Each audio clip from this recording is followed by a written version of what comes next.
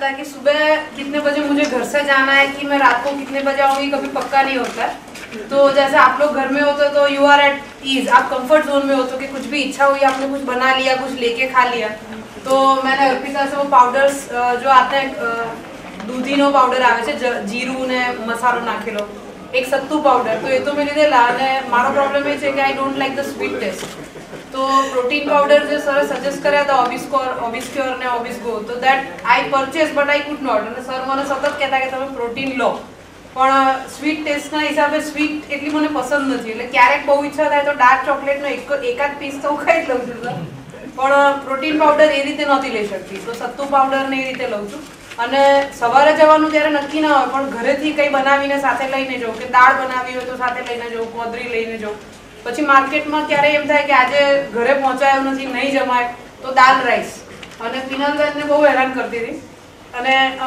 Initial સ્ટેજમાં મારું routine એવું હતું કે 10 દિવસ રજા લઈને હું જોબ પર તો જતી રહી, પણ મારું રૂટીન એવું કામગીરી એવી દોડાદોડી વધારે થાય, તો ફરીથી કંઈક તકલીફ થાય તો હું પાછી સરને હેરાન કરું,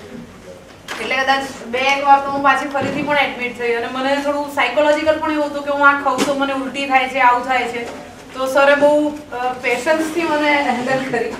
અને અત્યારે મારું કામ એવું છે કે સવારથી સાંજ સુધી કદાચ 5 નાઇટ સળંગ થાય, 5 દિવસ સળંગ થાય, બહાર જવાનું થાય, બંદોબસ્ત થાય, તો જેણે મને પહેલા જોઈ હતી ને અત્યારે જોઈ છે, I had been about 108 when I got operated. Last June I got operated. So now I am 72 and still I want to reduce 5 to 10 kgs more. My family and my husband, they all are saying that now you don't need to reduce. પણ મને એવું છે કે હજુ મારે એકવાર પાછા જવું છે, એટલે વધીને કદાચ આટલું થાય, એનાથી વધારે નહીં। તો for my profession, my job profile, to be fit, that was the necessity. મને બીજો કોઈ પ્રોબ્લેમ નહોતો,